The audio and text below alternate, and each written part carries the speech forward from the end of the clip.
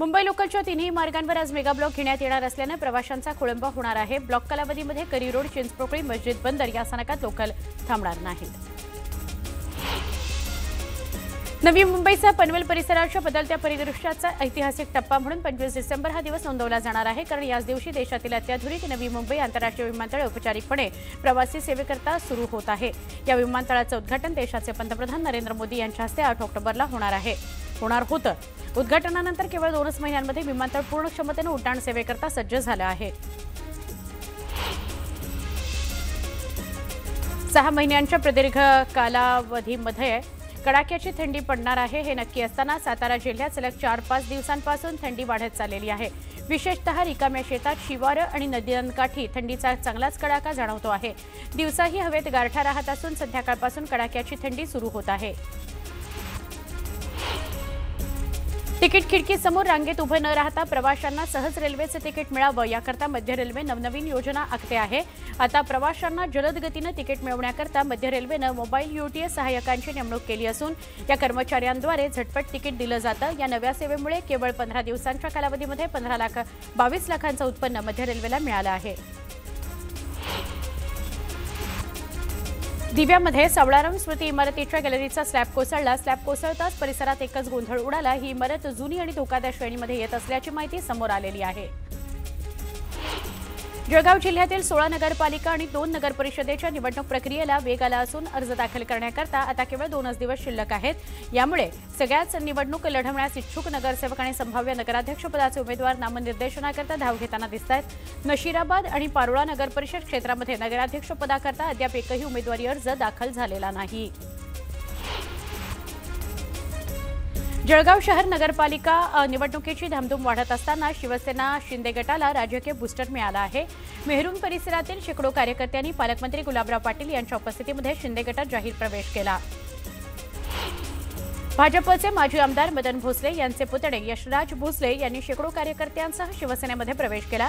महाबळेश्वरमध्ये उपमुख्यमंत्र्यांनी एकनाथ शिंदेच्या उपस्थितीमध्ये हा पक्षप्रवेश सोहळा पार पडला। कोल्हापुरामध्ये जिल्ह्यातील जयसिंगपूर नगरपालिकेच्या नगराध्यक्षपदाकरता संजय पाटील यड्रावकर यांनी उमेदवारी अर्ज दाखल केला। यावेळी महायुतीतील घटक पक्ष आणि यड्रावकर गटानं बाईक रॅली काढली, जोरदार शक्ती प्रदर्शन केलं। अब की बार 75 पारचा नारा देत सोलापूर महानगरपालिकेवर राष्ट्रवादी काँग्रेसचा झेंडा फडकवण्याचा निर्धार अण्णा बनसोडे यांनी केला। सहसंपर्क मंत्रीपदी निवड झाल्यावर त्यांनी पहिल्यांदा सोलापुरामध्ये आढावा बैठक घेतली। महाड नगरपालिका निवडणुकीकरता शिवसेना उबाठा पक्षाकडून जोरदार शक्ती प्रदर्शन करत नगराध्यक्षपदाकरता उमेदवारी अर्ज दाखल करण्यात आला। चेतन पोटफुडे यांनी उमेदवारी अर्ज दाखल केला असून या 20 जागांवर उमेदवार देण्याचा निर्धार केला आहे। शिवसेना उबाठा आणि राष्ट्रवादी काँग्रेस शरदचंद्र पवार पक्षाला सोबत न घेण्याच्या अटीवर बुलडाण्यामध्ये वंचितनं काँग्रेसची युती केली आहे। बुलडाणा जिल्ह्यामध्ये नगरपालिका निवडणुकीसह पंचायत समिती आणि जिल्हा परिषदेच्या निवडणुका वंचित आणि काँग्रेस युतीत लढणार आहे।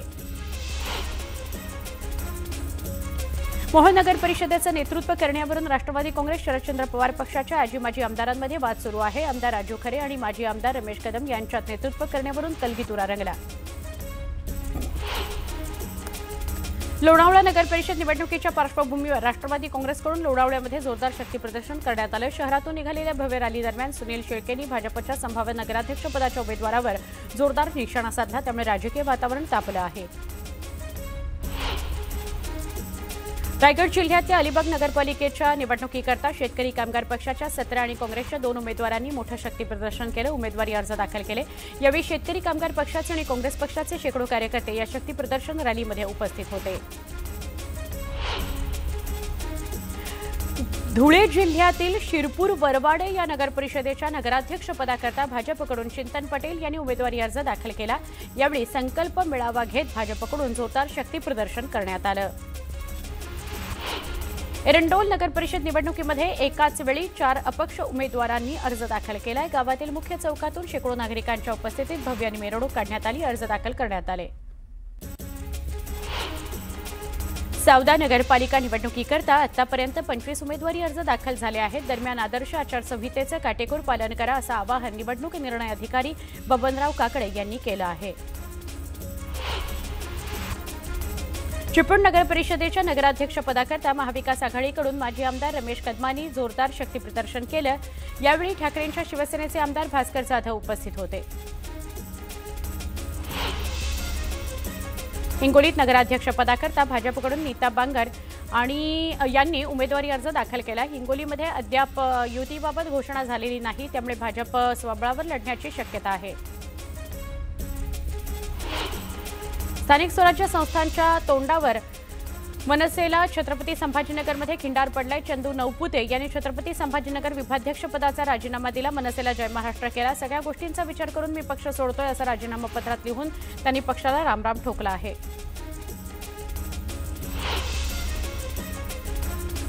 नागपूरमधील बाळापूरचे माजी आमदार बळीराम शिरसकरांनी भाजपचे प्रदेशाध्यक्ष रवींद्र चव्हाणांच्या उपस्थितीत भाजपमध्ये प्रवेश केला। नागपूरमध्ये आमदार निवासात पक्षप्रवेश पार पडला।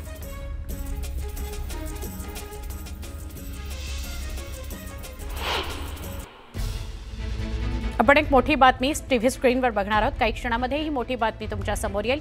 ही बातमी आहे बाळासाहेब ठाकरे राष्ट्रीय स्मारक न्यास अध्यक्षपदासंदर्भातली। उद्धव ठाकरे, सुभाष देसाई सचिव आदित्य ठाकरेंची सदस्यपदी निवड करण्यात आलेली आहे। 5 वर्षांकरता ही नियुक्ती असते। परत एकदा आपण बघूया बातमी। बाळासाहेब ठाकरे राष्ट्रीय स्मारक न्यास अध्यक्षपदावर उद्धव ठाकरे यांची नियुक्ती झालेली आहे। सुभाष देसाई सचिव असतील। आदित्य ठाकरेंची सदस्यपदी निवड करण्यात आलेली आहे। 5 वर्षांकरता ही नियुक्ती असेल। तर पराग अळवणी, शिशिर शिंदेंची 3 वर्षांकरता सदस्यपदी नियुक्ती करण्यात आलेली आहे। राज्य सरकारकडून हा शासन निर्णय समोर आलेला आहे आणि राज्य सरकारनं शासन निर्णय काढून ही घोषणा केलेली आहे। अध्यक्षपदी उद्धव ठाकरे असतील, तर सुभाष देसाई हे सचिव असतील, आदित्य ठाकरे हे सदस्य असतील आणि आदित्य ठाकरेंबरोबरच पराग अळवणी, शिशिर शिंदे यांची सुद्धा 3 वर्षांकरता सदस्यपदी नियुक्ती करण्यात आलेली आहे। आदित्य ठाकरेंची 5 वर्षांकरता, शिशिर शिंदे, पराग अळवणी यांची 3 वर्षांकरता राज्य सरकारनं घोषणा केलेली आहे शासन निर्णय काढून। पुण्याच्या मुळशीतील बापूजीबुवा घाटामध्ये मोकाट बैलानं धुमाकूळ घातला। 4 चाकी वाहनाला अडवत बैलानं हल्ला केला। दरम्यान बाजूने जाणाऱ्या ट्रॅक्टर चालकानं ट्रॅक्टरच्या मदतीने बैलाला बाजूला केलं, त्यामुळे मोठा अनर्थ टळला। न्यूज 18 लोकमतच्या बातमीमुळे बुलढाण्यातील खामगाव तहसील कार्यालयाचे नायब तहसीलदार निखिल पाटलांवर उपविभागीय अधिकारी रामेश्वर पुरी यांनी कारवाई केली। आत्मदहनाचा इशारा देणाऱ्या शेतकऱ्याला उद्धट वागणूक दिल्याची बातमी न्यूज 18 लोकमतने दाखवली होती। त्यानंतर रस्त्याच्या मागणीचं प्रकरण नायब तहसीलदारांकडून काढण्यात आलं। लातूर शहरातील प्रभाग क्रमांक 3च्या नागरिकांनी मूलभूत सोयीसुविधा मिळाव्यात याकरता महानगरपालिकेसमोर ठिय्या आंदोलन केलं। मागण्यांबाबत सकारात्मक निर्णय न झाल्यास तीव्र आंदोलनाचा इशारा देण्यात आला। गोंदिया जिल्ह्यातील आमगाव तालुक्यातल्या बनगाव प्रादेशिक पाणीपुरवठा योजनेतून आमगाव आणि सालेकसा या 2 तालुक्यांमधील 36 गावांना पाणीपुरवठा केला जातो। वीज बिल न भरल्यामुळे वीज वितरण कंपनीनं या योजनेचा वीज पुरवठा खंडित केलेला आहे, त्यामुळे गेल्या 5 दिवसांपासून पाणीपुरवठा बंद आहे।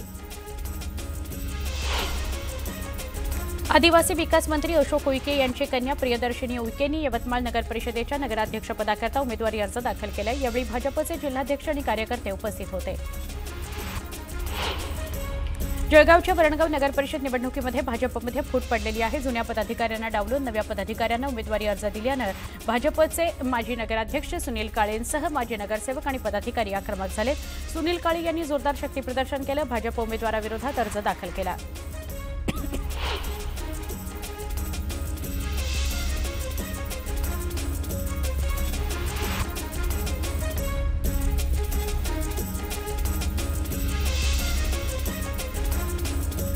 आपण बातमी बघतोय गोंदियाची। गोंदिया जिल्ह्यामध्ये भाजपनं स्वबळाचा नारा दिला आहे। तिरोडा, गोंदिया, गोरेगाव, सालेकसा इथं भाजप स्वबळावर लढणार आहे।